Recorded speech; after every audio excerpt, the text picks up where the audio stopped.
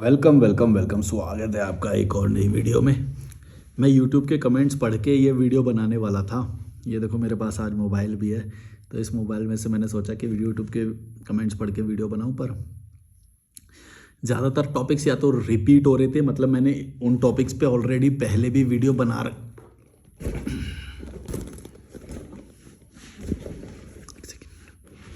मैंने उस पर वीडियो बना रखी है, या तो फिर कुछ ऐसे कमेंट थे जो सिमिलर, या मेरे पास कुछ ऐसे टॉपिक नहीं आ रहे थे कमेंट में से। मैंने पूरा देखा, एक वीडियो में लगभग 70 कमेंट थे, मैंने वो सारे देखे, मेरे को कोई भी टॉपिक नहीं मिला। तो फिर मैं अपने ही दिमाग के अंदर गया, मैंने सोचा कि कुछ ऐसा अभी रिसेंटली मैंने क्या सुना पढ़ा, या जिससे मैं कुछ इनपुट बता के आपको बता सकता हूँ, जिससे आपकी कुछ वैल्यू बढ़े, कुछ ना कुछ समझो आप। तो मेरे को याद आया कि जो कॉल मुझे जो आते हैं ना, कॉल में से मेरे को काफ़ी, आप मुझे कॉल भी कर सकते हो, डिस्क्रिप्शन में ईमेल और इंस्टाग्राम है, उसमें काफ़ी सारी लर्निंग होती है। तो उस कॉल से मैं आपको कुछ आज बताने वाला हूँ, आज का ही वो कॉल है। तो वैसे मैं इस वीडियो का टाइटल रखना चाहता हूँ कि अपनी लाइफ में ना जो विलेंस हैं उनको पहचानो, कि तुम्हारी लाइफ में विलेन कौन है। कौन है जिसने तुमको चंपू बना दिया, कौन है जिसने तुम्हें लल्लू बना दिया, कौन है जिसने तुम्हारे अंदर कॉन्फिडेंस को डेवलप नहीं होने दिया, कौन है जिसने तुम्हारी बॉडी पे मसल को गेन नहीं होने दिया और फैट या फिर स्किनी फैट ऐसे रह गए, तुम लल्लू रह गए। कौन है जिसकी वजह से तुम कोई भी स्किल नहीं सीख पाए, कौन है जिसकी वजह से तुम्हारी लाइफ में कोई आत्मविश्वास नहीं है, कोई सेल्फ कॉन्फिडेंस नहीं है। तो कौन है जिसकी वजह से तुम विदेश नहीं घूम पाए, कौन है जिसकी वजह से तुम डरे डरे फिरते हो कि भाई अगर बाहर निकल जाएंगे तो कमाएंगे कैसे, खाएंगे क्या, इतना डर, इतने डरपोक तुम हो। कौन, किसकी वजह से हो, कौन है विलन, ये सब तुमको जांचना चाहिए, देखना चाहिए। तो अगर तुम ये देखोगे तो बड़ा इजी रहेगा वैसे तो, पर मैं इसका बड़ा सिंपल सा एक वो है कि अपनी लाइफ में जाओ पीछे 20-30 साल में, जो भी तुम, जिसकी भी तुमने बातें मानी है, यानी कि ज़्यादातर होएगा या तो स्कूल में तुमने टीचर्स की बात मानी होगी, तो तुमने वैसे सिंपल कपड़े पहनना या वैसा कुछ पहने होंगे, कपड़े उनके मर्जी के पहने होंगे, उनकी मर्जी से तुम अच्छे बने होगे, या फिर फैमिली होगी, बड़ा भाई होगा या कोई ना कोई होगा जिसके तुमने बातें मानी है। पिछले 20-30 साल में चले जाओ, समझ लो उन्हीं की वजह से तुम लल्लू हो, उन्हीं की वजह से हो तुम, क्योंकि वो चाहते अगर, या फिर उनका ये काम था कि जो लाइफ में जो यूनिवर्सल कॉन्शियसनेस अगर बढ़ा है तो उसी के अकॉर्डिंग तुमको इम्प्रूव किया जाता है और ख़ुद को भी इम्प्रूव करते, ये उनका भी काम है। ऐसे नहीं कि भाई पूरी दुनिया में लोग तो बड़ी तेज़ी से बढ़ते जा रहे हैं, फिट भी होते जा रहे हैं, स्किल भी सीखते जा रहे हैं, स्मार्ट भी होते जा रहे हैं, नई टेक्नोलॉजी, पैसे भी, अमीर भी होते जा रहे हैं, और हम हर एस्पेक्ट में पीछे होते जा रहे हैं। ना हमारी बॉडी में दम है, ना हमारे न्यूट्रिशन हमको मिल रहा है, ना हम कोई नई चीज़ें सीख पा रहे हैं, ना जो बाहर के लोग जो 15-15 देश या फिर 100-100 देश घूम लिए जिसने, हम एक देश भी नहीं घूम पाए। हम कुछ लोग तो डिस्ट्रिक्ट से बाहर भी नहीं निकल पाए, एक ही स्टेट में रह गए, कुछ भारत भी नहीं घूम पाए, है ना, ये बोल देते हैं। तो सोचो कि यूनिवर्सल कॉन्शियसनेस इस लेवल पे बढ़ रहा है कि लोग इतने इतने सारे देश घूम रहे हैं, या फिर इतना एक्सपीरियंस गेन कर रहे हैं, इतनी अच्छी लाइफ जी रहे हैं, इतने फिट हैं, और हम लल्लू हैं, पूरे दिन काम कर रहे हैं और वो शर्ट पैंट पहन के वो वैसे वाला लल्लू लिख रहे हैं। तो तुम समझो कि किसकी वजह से तुम लल्लू रह गए, किसकी वजह से तुम्हें कॉन्फिडेंस ही नहीं है कोई भी। और जो भी हो उसको वैसा ही मानना। देखो क्या होता है कि किताबों ने, ये जो सीरियल होते हैं, ये सब होते हैं, इन्होंने मूवीज़, ये सब किताबों में जो लिखा है, इन्होंने हमें ना बहुत छलावा दिया है, बहुत छलावा ये दिया है कि भाई तुम्हारे माता पिता तो बहुत वो हैं, या टीचर की रिस्पेक्ट करो, या ये करो। इससे क्या होता है कि हमारी क्रिटिकल थिंकिंग डेवलप नहीं हो पाती, कि हमें सच में अगर वो कुछ जब गलत करेंगे तो हमें पता ही नहीं चलेगा, हम मान ही नहीं पाएंगे, हम उनको वैसे देख ही नहीं पाएंगे, हम उनको विलन की तरह देख ही नहीं पाएंगे कभी भी। चाहे वो ही गलत कर रहे हो तुम्हारे साथ, चाहे उन्हीं की वजह से ही तुम बाहर नहीं निकल पाए कभी भी, अपने घर से बाहर नहीं निकले, कॉन्फिडेंस डेवलप नहीं हुआ, फैशन डेवलप नहीं हुआ, लल्लू से वो इसी सिंपल से कपड़े पहन ले रहे हो, और बॉडी इंप्रूव नहीं हुई, स्मार्टनेस डेवलप नहीं हुई, कुछ भी नया नहीं कर रहे तुम, एकदम कीड़े मकोड़े वाली लाइफ जी रहे हो तुम। तो तुम समझो कि कोई तो होगा ना, तो वही अगर जिस दिन तुम समझ गए या फिर उनको पॉइंट आउट करने लग गए, तब समझ लेना तुम्हारी क्रिटिकल थिंकिंग और रैशनल थिंकिंग डेवलप होनी शुरू हो गई है, और वहाँ से तुमको लाइफ में आगे बढ़ना ज़्यादा आसान होगा। लेकिन इसके लिए फर्स्ट स्टेप यही है कि पहले अपने विलन्स को पहचानो अपनी लाइफ के, किसने तुम्हें लल्लू बना दिया, किसने तुम्हें ग्रोथ करने से रोका, किसने तुम्हें नई नई चीज़ें, तुम्हारी क्यूरियोसिटी को रोक दिया, क्यूरोसिटी तुम्हें डेवलप करती है, क्योंकि नई चीज़ पता चलेगी, बाहर जाएंगे, घूमेंगे फिरेंगे, है ना।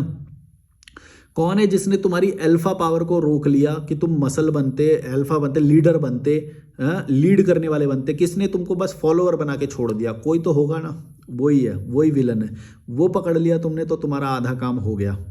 मैं हमेशा बोलता हूँ कि तुम आज लल्लू हो, तुम एवरेज हो, प्रकृति सबको बराबर बना के भेजती है, लेकिन तुम एवरेज बनोगे, बिलो एवरेज बनोगे, या फिर अल्फा बनोगे, ये तुम्हारी सरकमस्टांसेस और तुम्हारे जो आसपास जो लोग रहे वो चीज़ वो डिसाइड करते हैं, वो चीज़ वो लोग इन्फ्लुएंस करते हैं।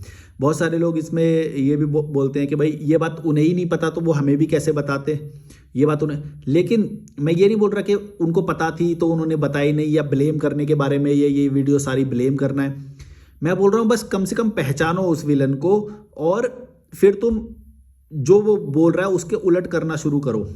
तुम कम से कम पहचानो। मैं ये नहीं बोला कि अगर वो उन्होंने ऐसा किया तो फिर तुम उसका गला ही घोंट दो, या फिर वो करो, घोट भी मतलब बुद्धि पकड़ सकते हो तुम, क्योंकि उन्होंने तुम्हें लल्लू बनाया है। तुम ये मत सोचना कि भाई वो है नहीं विलन, तुम्हें विलन की तरह देखना पड़ेगा, तभी तुम ग्रोथ करोगे अपनी लाइफ में, बढ़ो। एक बात समझ लेना, कोई भी चाहे विलन हो, ये किताबों की बातों पे मत जाना, ये तुम्हें नैतिक बनाती हैं, ये तुम्हें बहुत लल्लू बनाती हैं।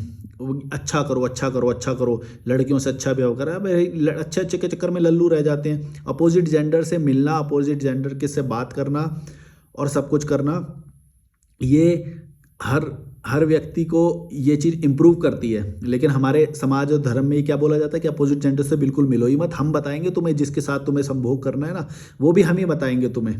तुम कुछ भी डिसाइड मत कर लेना, वो हम बताएंगे। जब सही टाइम आ जाएगा ना तो हम तुम्हारी शादी करवा देंगे, उस एक बंदे के साथ ही संभोग करना, बाकी कुछ मत कर। जी सोचो, अब तुम ये सोच रहे होगे कि मैं इस वीडियो में तुम्हें इन्फ्लुएंस कर रहा हूँ कि देखो मल्टीपल ये करने के लिए बोल रहा है वो। मैं जो बोलना चाह रहा हूँ, अगर जिस दिन तुम समझ गए ना भड़वा, तुम्हारी पर्सनैलिटी ग्रो होनी शुरू हो जाएगी। मैं पर्सनैलिटी ग्रोथ के बारे में बात कर रहा हूँ यहाँ पे। कोई एक चीज़ को पकड़ के मत बैठना, वरना तुम्हारी ग्रोथ रुक जाएगी। समझो इस बात को, मैं क्या बोलना चाह रहा हूँ कि जब तुम अपोजिट जेंडर से मिलते हो, वो क्या कैसे सोचते हैं, वो तुम ये जब समझना शुरू करते हो तो तुम एक साइकोलॉजी को भी समझते हो। समझ रहे हो तुम? आधे अगर तुम जो लड़कियों से मिला ही नहीं, पहली बात तो वो लड़कियों को देखो कैसे ट्रीट करेगा। आप देखना कि मैं तो मतलब बचपन से अगर तुम देखो कि मुस्लिम लोगों में जो बच्चे जो बड़े होते हैं उनको वो नहीं होता, तो वो कैसे देखते हैं उनको, उनके वो कभी भी उसको वैसे नहीं दे। और मैं मुस्लिम, मैं हर किसी उसमें बता रहा हूँ, मैंने अपना एग्जांपल दिया क्योंकि मैं एक मुस्लिम फैमिली में बड़ा हुआ था, तो मैंने वो वाला कल्चर भी देखा है। और ऐसा तुमको हर जगह पे मिलेगा। कोई भी यहाँ पे मेरे से लड़ने मत आना, मैं एक कम्युनिटी के बारे में बता रहा हूँ कि अगर तुम्हें नहीं मिलने दिया जाता तो तुम्हारी परवरिश कैसी होती है, तुम समझो इस बात को। तुम कभी भी रिस्पेक्ट करना नहीं सीखोगे एक लड़की की, या फिर उसके चॉइस की, या फिर उसकी बातों की, या फिर तुम उसको बस जोक की तरह एक लोगे। तुम कभी भी उसको लीडर की तरह इमेजिन नहीं कर पाओगे, कभी देख नहीं पाओगे, क्योंकि तुमने लीडरशिप वाली लड़कियां देखी ही नहीं। तुमने कभी भी रीढ़ की हड्डी वाली लड़कियां देखी ही नहीं। तुमने कौन सी देखी हैं कि भाई चलो तो टिकट भी हम ही कराएंगे, तुम्हें तो टिकट भी कराना नहीं आता, गाड़ी भी हम ही चलाएंगे, तुम्हें तो गाड़ी भी चलाना नहीं आता। बिल्कुल लल्लू, बस किचन में रोटी बनाने से ज़्यादा उस लड़की को कुछ भी नहीं आता। तुमने हमेशा बचपन से ऐसी लड़कियां देखी हैं, तो तुम कभी भी रिस्पेक्ट कर ही नहीं सकते। लड़की की रिस्पेक्ट करने के लिए तुम्हें सच में स्ट्रांग लड़कियों से मिलना पड़ेगा। तुम्हें सच में वो कैसे सोचते हैं, उनके क्या ड्रीम्स होते हैं, ये सब तुम्हें समझना पड़ेगा। ये सब समझने के बाद ही तुम कभी एक अच्छे लाइफस्टाइल को अडॉप्ट कर पाओगे, या फिर अपनी पर्सनैलिटी में गलत चीज़ों को हटा पाओगे। क्योंकि तुम ये सोचो ना कि तुम अगर लड़कियों को ही नहीं समझ पा रहे हो, या फिर ये आधी जनता को मतलब तुम वो कर दे रहे हो अपने दिमाग से, ये वो थे, तो फिर अगर तुम्हें कल को बिजनेस भी करना होगा, लड़की का कोई एस्पेक्ट हो गया, तुम्हें हैंडल करना आएगा ही नहीं, क्योंकि तुम्हें बचपन से लड़कियों के साथ रहने ही नहीं दिया गया। ये लड़कियों को लड़कों के साथ उल्टा भी समझ लो। मैं जेंडर की बात कर रहा हूँ कि अपोजिट जेंडर से मिलना जुलना क्यों ज़रूरी होता है। भविष्य में जब तुम्हें डील करना पड़ता है अपोजिट जेंडर से, या बिजनेस करना होता है, या तुम्हें जॉब करनी होती है, तो तुम्हें बहुत डिस्कम्फर्ट महसूस होता है। समझ रहे हो? एक लड़का जिसको कभी लड़कियों के साथ संगत में रहने ही नहीं दिया गया, फिर वो जॉब के इंटरव्यू में जाता है, देखता है वहाँ पे लड़की ही इंटरव्यू ले रही है, उसकी तो फट जाती है। और ये मैं सच बातें बोल रहा हूँ, देखो ये सारी बातें तुमको पता है। मैं बोल रहा हूँ कि अगर तुम ये समझोगे तो मैं समझना कि ये जो परिवार तुम्हें पहले तो बोलता है कि भाई तुम लड़कियों के साथ मत रहो, और जब वो इंटरव्यू देने जाता है वहाँ पे लड़की है, उसको वो डिस्कम्फर्ट हो जाता है, वो उसको नहीं समझ में आता। फिर उसको बोलते कि भाई तू इंटरव्यू में कैसे फेल हो गया। अरे भाई तुमने ग्रोथ ही कहाँ होने दी, उसको लड़की के साथ होने ही कहाँ दिया हैं। और अगर वो किसी तरह से चला जाए वहाँ पे तो फिर लड़कियों के साथ में सामने प्रेजेंटेशन देने में उसकी फटेगी। तुम समझ रहे हो, मैं ये बहुत प्रैक्टिकल चीज़ें बोल रहा हूँ, ये तुम समझो इस बात को। ये साइकोलॉजी के वो हैं ये सारे, कि अगर तुमने उसको ग्रो ही नहीं होने दिया, लड़कियों के बीच में छोड़ा ही नहीं कभी, या लड़के को लड़कियों के, लड़कियों को लड़कों के बीच में छोड़ा ही नहीं, तो उसको तो बहुत वो होएगा ही। तुम समझ रहे हो, प्रेजेंटेशन देनी पड़ेगी, मीटिंग्स में लीड करना पड़ेगा, या बहुत सारी और भी चीज़ें हैं। तो वहाँ पे तो उसको कॉन्फिडेंस कभी आएगा ही नहीं। और तुम बोलते हो कि नहीं नहीं तुम ऐसे मत करो वैसे मत करो, अपोजिट जेंडर से मिलो भी मत, लेकिन जब तुम जैसे ही कमाने पे आओ तो कमाई में तुम झंडे गाड़ दो, ऐसा होएगा ही। पर्सनैलिटी के सारे एस्पेक्ट इंप्रूव करने पड़ेंगे ना, तभी तो बराबरी होएगी।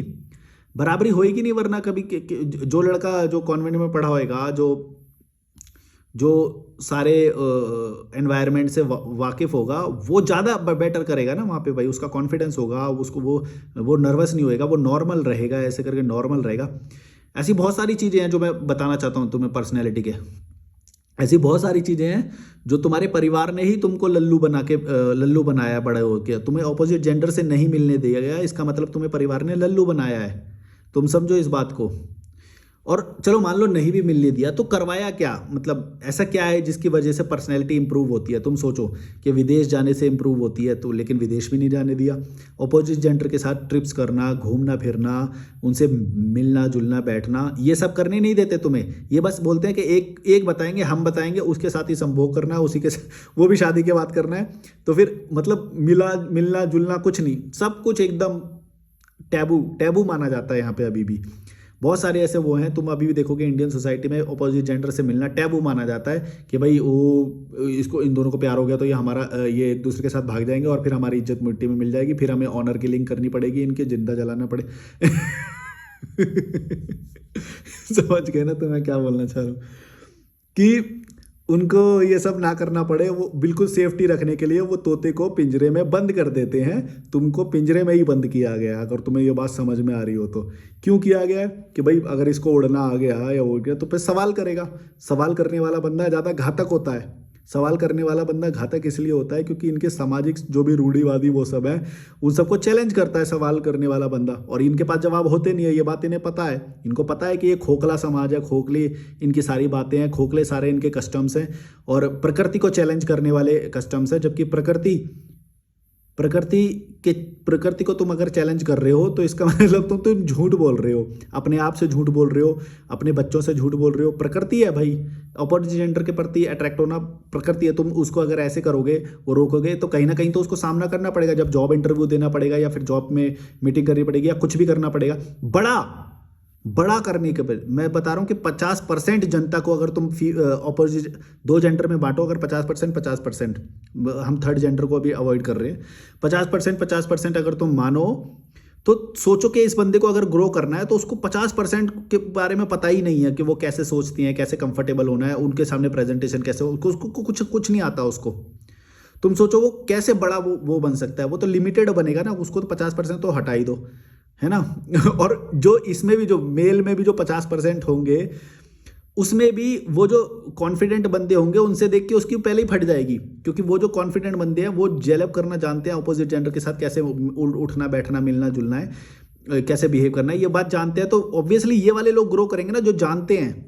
वो बंदा तो कभी ग्रो नहीं कर पाएगा जो जानता ही नहीं है कि लड़कियों के बीच में कैसे उठते बैठते हैं और बिहेव करते हैं, और वो कैसे सोचती हैं, क्या कैसे कंफर्ट फील कराया जाता है, क्या बातें, कि उनकी थॉट प्रोसेस क्या होती है। तो ऐसी चीज़ों से वो उस बंदे से कैसे compete कर लेगा जो बंदा सब कुछ जानता है, कैसे मिलना जुलना उठना बैठना है उनके बीच में। एक बंदा कैसे उन मेल लोगों से कैसे compete करेगा, ये बताओ। कॉमन सेंस, गौर से सोचो इस बारे में।